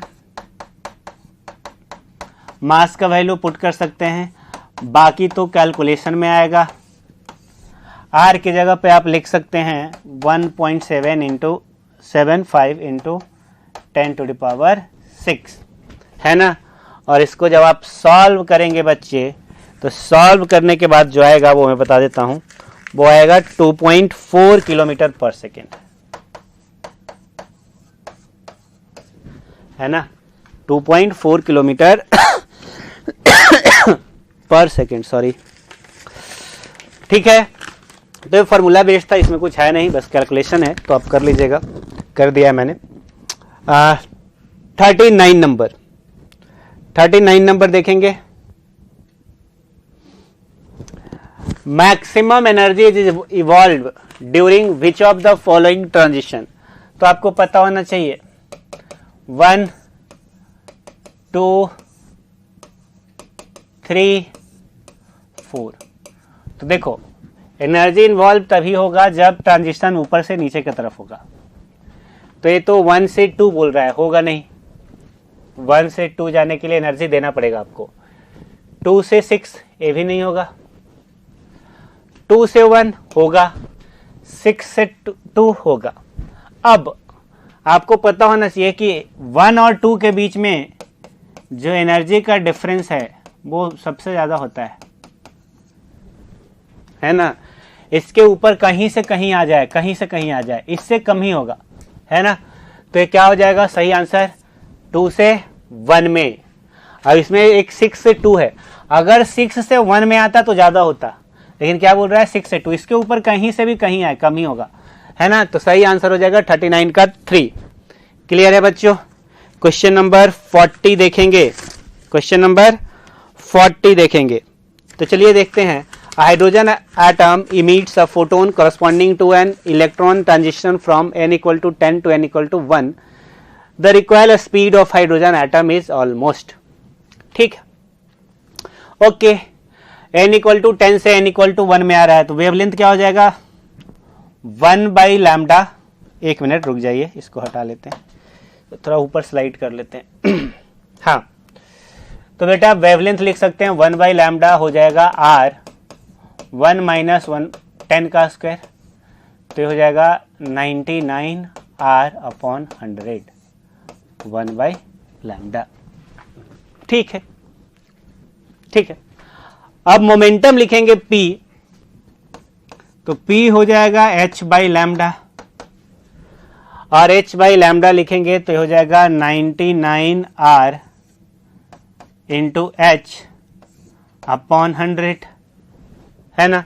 ये हो गया P, और ये किसके बराबर हो जाएगा, ये जो मोमेंटम है बराबर हो जाएगा मास इंटू वेलोसिटी के, है ना। अब यहाँ से वेलोसिटी हम लोग लिख सकते हैं 99RH 100 इंटू m। अब बाकी पुट कर लीजिए। r का वैल्यू ऑलमोस्ट होता है 10⁻⁷, एग्जैक्टली नहीं है लेकिन ऑलमोस्ट होता है 10⁻⁻34 100 mass of hydrogen atom 1.67 into 10⁻⁻27। ठीक, अब इसको सॉल्व करेंगे, तो सॉल्व करेंगे तो आएगा बच्चे 4.3 मीटर पर सेकेंड। क्लियर है, क्या आ जाएगा 4.3 मीटर पर सेकेंड। तो ये हो गया क्वेश्चन नंबर 40। क्या किया हमने, हमने वेवलेंथ लिख लिया, wavelength of emitted photon, photon का मोमेंटम लिख लिया। अब जितना फोटोन का मोमेंटम होगा ऑब्वियस सी बात है उतना ही मोमेंटम किसको मिला होगा, हाइड्रोजन एटम को। तो हम उस मोमेंटम को इक्वेट कर दिया, जो फोटोन का मोमेंटम आया वही मोमेंटम किसका हो जाएगा, हाइड्रोजन एटम का, जिसको हम लोग लिखेंगे मास इंटू वेलोसिटी, और वहां से हम लोग वेलोसिटी कैलकुलेट करेंगे। क्लियर है, आगे देखते हैं 41 number. Which of the following figures represent the variation of particle momentum and associated de Broglie wavelength। ये तो आसान है, तो लैम्डा इक्वल टू क्या होता है बेटा h/p, है ना, और p इक्वल टू लिख सकते हो h/λ। तो क्या देख रहे हो, p is inversely proportional to lambda. अब जब इनवर्सली प्रोपोर्शनल होता है तो ग्राफ कैसा होता है, हाइपरबोलिक। कैसा हो जाएगा, हाइपरबोलिक। सही ऑप्शन क्या बनेगा 3 नंबर। तो 41 का सही ऑप्शन क्या है 3 नंबर। क्लियर है, ये तो आसान था, है ना, बिल्कुल बेसिक फॉर्मूले पे था। अब हम लोग 42 देखने वाले हैं। 42 के अंदर as an electron makes a transition from an excited state to the ground state of hydrogen like atom, क्या होगा? काइनेटिक एनर्जी डिक्रीज कर गया, पोटेंशियल एनर्जी बढ़ेगा, but total energy remains same. बहुत सारे ऑप्शन है, चेक करते हैं। अब इलेक्ट्रॉन क्या कर रहा है? ट्रांजिशन कर रहा है excited state to ground state. तो काइनेटिक एनर्जी में क्या बदलाव आएंगे? मतलब एक्साइटेड हो गया और ये ग्राउंड हो गया। तो सबसे पहले तो टोटल एनर्जी की बात कर लेते हैं। तो टोटल एनर्जी क्या होता है? जब नीचे शिफ्ट करेगा, है ना, तो टोटल एनर्जी जो है वो नेगेटिव में बढ़ेगा। नेगेटिव में बढ़ेगा मतलब घटेगा। तो टोटल एनर्जी क्या हो जाता है जी? डिक्रीज करता है ना। अब टोटल एनर्जी नेगेटिव होता है, पोटेंशियल एनर्जी भी क्या होता है? पोटेंशियल एनर्जी भी नेगेटिव होता है। तो अगर पोटेंशियल एनर्जी भी नेगेटिव होता है तो पोटेंशियल एनर्जी भी क्या होगा? घटेगा। काइनेटिक एनर्जी क्या होता है? काइनेटिक एनर्जी होता है पॉजिटिव। तो काइनेटिक एनर्जी क्या होगा? बढ़ेगा। अगर आप फॉर्मूला लिखना चाहते हैं तो पोटेंशियल एनर्जी का होता है minus E square upon 4 pi epsilon naught, है ना, एन स्क्वायर आर करके। ठीक, यहां भी E square upon 8 pi epsilon naught N square R, है ना, और इसका हो जाता है E square upon 8 pi epsilon naught N square R. लेकिन ये पॉजिटिव होता है ना। क्या होता है बच्चे? पॉजिटिव होता है, इसलिए जब इसमें चेंज आएगा तो बढ़ेगा। ठीक है। तो काइनेटिक एनर्जी बढ़ रहा है, टोटल एनर्जी, पोटेंशियल एनर्जी घट रहा है। तो it's kinetic energy increases but potential energy and total energy decreases. सही ऑप्शन 42 का है 3। तो 42 का सही ऑप्शन बन रहा है 3। क्लियर है बच्चों? किसी तरह का कोई समस्या नहीं है। फॉर्मूला देख के आप बता सकते हैं। एन घटेगा ना, एन घटेगा तो ये वैल्यू बढ़ेगी, वैल्यू है नेगेटिव मतलब घटेगी, है ना। इस तरीके से आप देख सकते हैं। तो चलिए 43, in hydrogen like atom electron makes transition from energy level with quantum number n to another with quantum number n minus 4, है ना, n minus 4 में। ठीक है। then frequency of radiation emitted is proportional to, तो कहां से कहां jump कर रहा है बेटा? ये कर रहा है n से n minus 4 में, और साथ में बोल दिया है कि n जो है वो मच लार्जर है 4 से। ठीक, तो वेवलेंथ हम लोग लिख सकते हैं 1 बाई लैम्डा। तो 1 बाई लैम्डा क्या हो जाएगा? r। तो 1 n माइनस 4 का स्क्वायर n स्क्वायर, है ना। अब यहां से आप एलसीएम ले सकते हैं। तो n स्क्वायर n माइनस 4 का स्क्वायर ऊपर हो जाएगा r n square minus n square plus 8n minus 16, ये तो कट जाएगा। यहां से 1 बाई लैम्डा अगर लिखेंगे, कुछ नहीं किया बच्चे, एलसीएम लिया है, एलसीएम लेके सॉल्व कर रहा हूं। ठीक है। तो 1 बाई लैम्डा क्या हो जाएगा? ये हो जाएगा n स्क्वायर n माइनस 4 का square r into 8n minus 16। ठीक, अब हमसे फ्रीक्वेंसी के बारे में पूछ रहा है। तो फ्रीक्वेंसी हो जाता है c अपॉन लैम्डा, है ना। तो ये हो जाएगा आर सी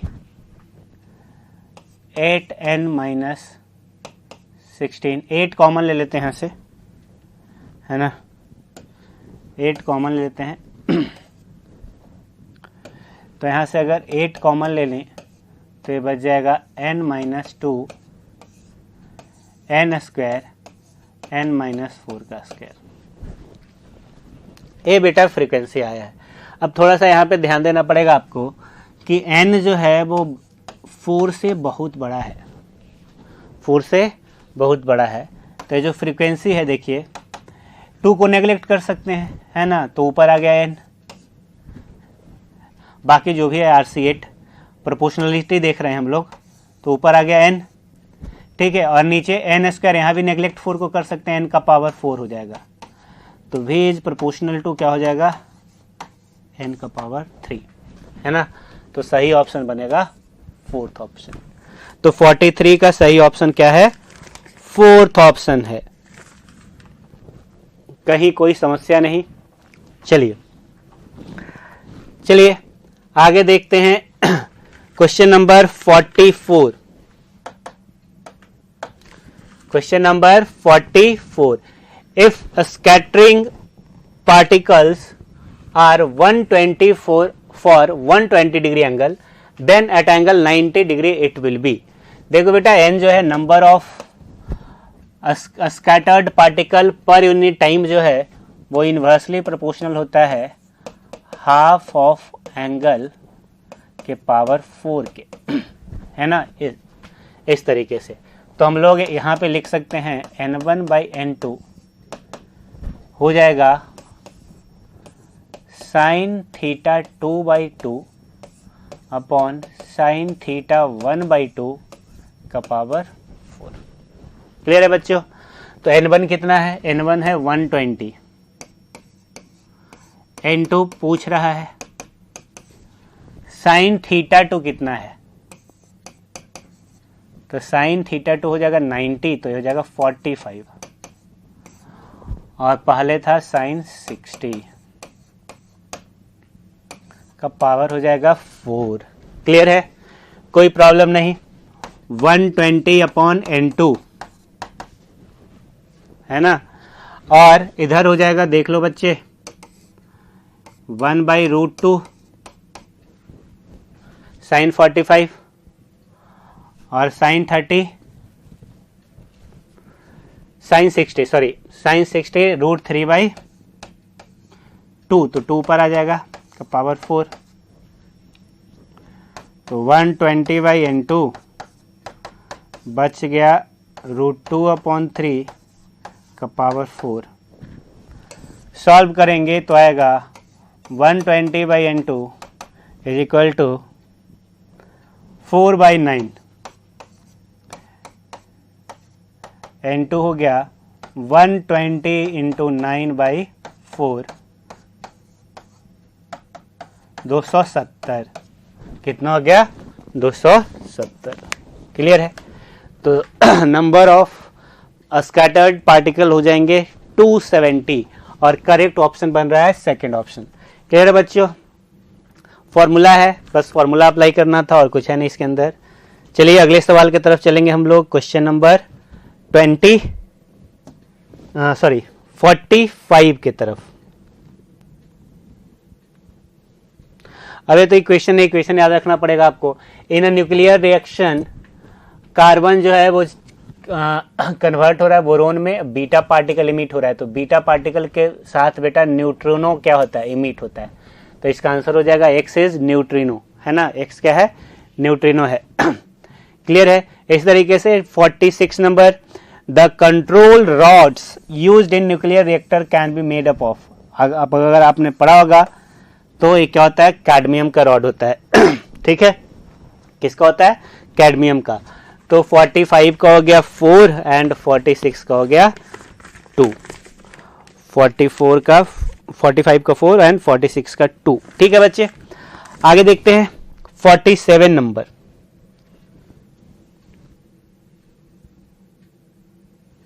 हाँ, when a metallic surface is illuminated with radiation of wavelength lambda, the stopping potential is V.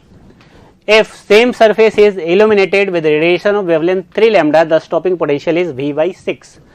The threshold wavelength for the metallic surface is threshold wavelength. चलिए क्या बोला जा रहा है कि एक मेटालिक सरफेस को इल्यूमिनेट करते हैं वेवलेंथ लैम्डा से, तो Sc/λ -5 equal to stopping potential है EV। ये हो जाएगा पहला इक्वेशन। अब क्या किया गया, वेवलेंथ को 3 टाइम्स कर दिया गया, तो क्या हो जाएगा ये hc/3 लैम्डा है ना, -5 और ये हो जाएगा EV/6। क्लियर है ना, क्या हो जाएगा EV/6। अब हमसे क्या पूछ रहा है, threshold wavelength for the metallic surface. क्या पूछ रहा है, threshold wavelength for the metallic surface. देखो बच्चे क्या करते हैं, पहले वाली इक्वेशन में 1/6 से मल्टीप्लाई कर दो, कट कर दो, सॉल्व हो जाएगा, है ना। कैसे हो जाएगा देखिए, तो माइनस माइनस, अब 1/6 कर दोगे तो यहाँ भी 1/6 हो जाएगा, माइनस करेंगे कट जाएगा, बोलना।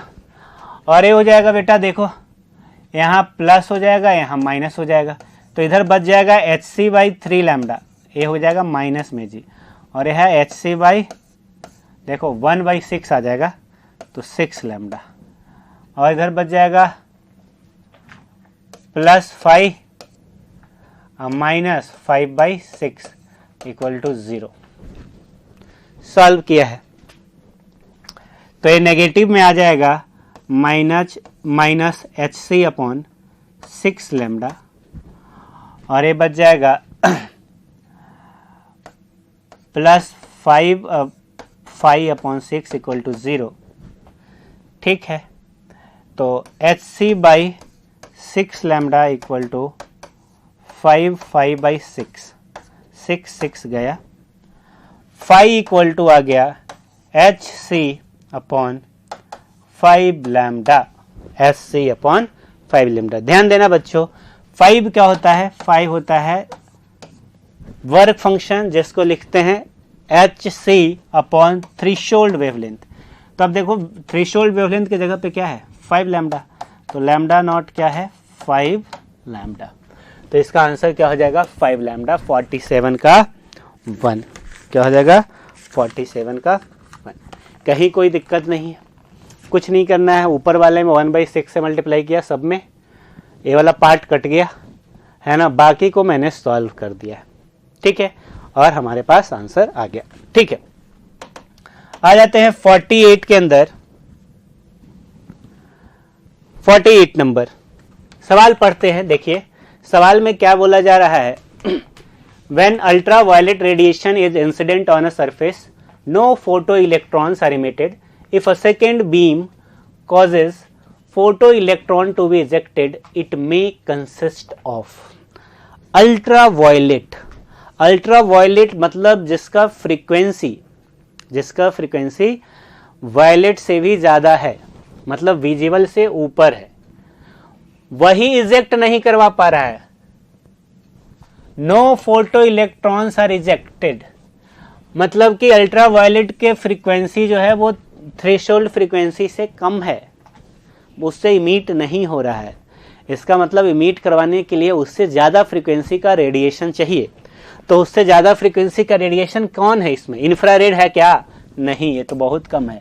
विजुअल लाइट है क्या, उससे नीचे ही आएगा इसका भी फ्रीक्वेंसी। रेडियो वेव्स है क्या, नीचे ही आएगा। तो उससे हायर फ्रीक्वेंसी का जो रेडिएशन होता है वो क्या होता है, एक्सरे। तो एक्सरे ही क्या कर सकता है, फोटो इलेक्ट्रॉन इमिशन कर सकता है, कॉज कर सकता है, अगर अल्ट्रावायलेट नहीं कर पा रहा है तो क्लियर है। सही ऑप्शन क्या हो गया, एक्सरेज। 48। 49 देखेंगे बच्चों। For a given kinetic energy which of the following has the largest D Broglie wavelength. अब यहां पे आपको ध्यान से पढ़ना पड़ेगा। गिवन काइनेटिक एनर्जी मतलब काइनेटिक एनर्जी को क्या कर देना है, कांस्टेंट कर देना है। काइनेटिक एनर्जी क्या है, कांस्टेंट है। ठीक, तो डी ब्रॉगली वेवलेंथ क्या होता है, h/√2m/k, है ना। तो अगर k को कांस्टेंट कर देंगे तो लैम्डा जो है इनवर्सली प्रोपोर्शनल हो जाएगा √m/k। मतलब जिसका मास ज़्यादा होगा उसका डी ब्रॉगली वेवलेंथ कम होगा, और जिसका मास कम होगा उसका डी ब्रॉगली वेवलेंथ ज़्यादा होगा। तो इसमें सबसे कम मास किसका है, तो इसमें सबसे कम मास है इलेक्ट्रॉन का। तो इलेक्ट्रॉन का जो डी ब्रॉगली वेवलेंथ है वो लार्जेस्ट होगा, क्लियर है बच्चों? क्वेश्चन नंबर 50 पे आएंगे हम लोग। लास्ट सवाल है, देख लेते हैं। In a nuclear fusion reaction, two nuclei A and B fuse to produce a nucleus C, releasing an amount of energy delta E in the process. If the mass defect on the three nuclei are delta Ma, delta Mb, delta Mc respectively, then which of the following relation holds? Here C is the speed of light. देखो बेटा, delta E जो release होगा वो क्या हो जाएगा? वो हो जाएगा मास डिफेक्ट, मतलब delta MC minus of delta Ma plus delta MB और इंटू C स्क्वायर के, क्योंकि A और B मिला के C बना रहा है, तो इसका मतलब C स्टेबल होगा, तो इसका जो बाइंडिंग एनर्जी और माइनस इन दोनों का बाइंडिंग एनर्जी, वही उतना ही एनर्जी रिलीज हुआ होगा। ठीक है, तो यहाँ से हम लोग लिख सकते हैं डेल्टा E, C स्क्वायर को इस साइड ले आओगे तो C स्क्वायर हो जाएगा delta MC minus delta MA plus delta MP। हमें इसमें से देखना है कौन सा बनने वाला है। तो इनको आप इस तरफ ले आइए, तो delta MA plus delta MB, इस पूरे को इस तरफ शिफ्ट किया है मैंने, है ना, equal to delta MC minus delta E upon C square. शायद इसी फॉर्म में लिखा हुआ है ऑप्शन, है ना। तो delta MA plus delta MB delta MC delta E upon C square, और ये है फर्स्ट ऑप्शन। तो क्वेश्चन नंबर 50 का बन रहा है फर्स्ट ऑप्शन। ठीक है बच्चों, इस तरीके से हम लोगों ने फिजिक्स सेक्शन का 1 to 50 तक सॉल्यूशन कंप्लीट कर लिया है। हमारे साथ जुड़े रहने के लिए बहुत बहुत धन्यवाद।